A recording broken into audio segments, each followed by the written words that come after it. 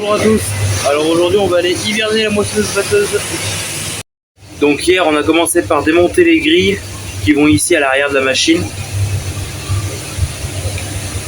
Et on a ainsi pu souffler l'entièreté de la machine pour enlever toutes les accumulations de poussière.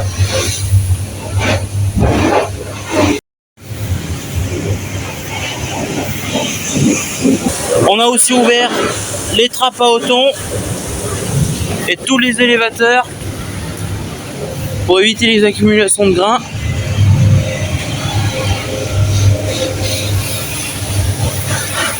Ici, là, on a aussi fait marcher la vis de vidange pour faire partir tout le grain qui restait au fond de la trémie. Après, sur le cueilleur à maïs, on l'a lavé. On a graissé les nez de rouleau. Et il y avait aussi, sur chaque chaîne cueilleuse, un graisseur ici.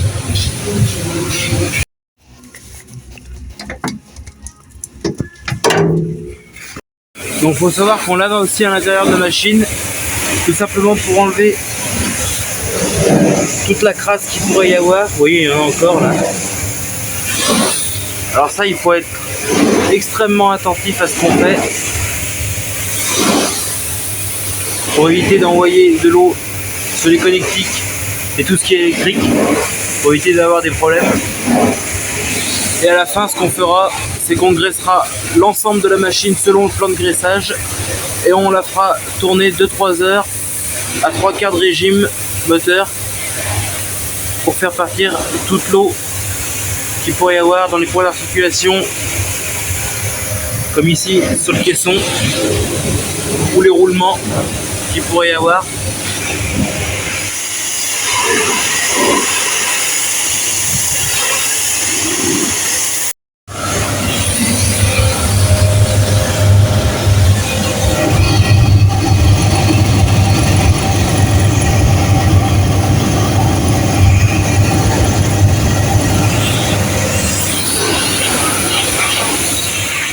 Donc le remisage de la moissonneuse, c'est super important pour qu'on puisse la garder le plus longtemps possible, pour éviter que toutes les tôles ne rouillent.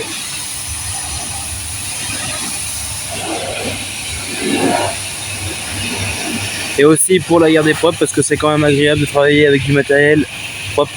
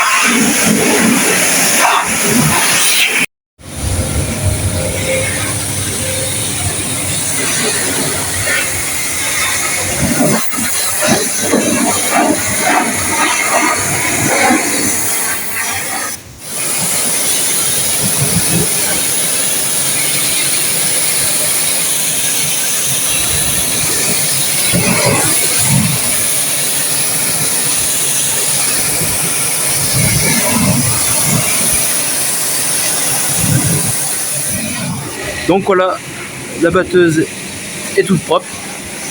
Maintenant on va effectuer le graissage. Donc il y a plusieurs points d'articulation et roulement. Donc là déjà il y a le variateur de batteur. Après tout ce qui est articulation du caisson, là il y a le travaux de sécurité des otons. une des poulies qui entraîne les squares.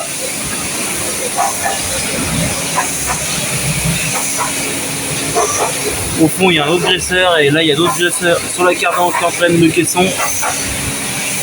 Donc il y a tout un tas de graisseurs à faire avant de mettre en route la machine. Donc ça va permettre de faire sortir toute l'eau qu'il y aurait. Et après, une fois qu'on mettra en route, toute l'eau s'en ira. Et après, on pourra ranger la moissonneuse. Ici, le roulement gauche du broyeur. Ici, là, il y a le graisseur gauche, arbre inférieur, convoyeur.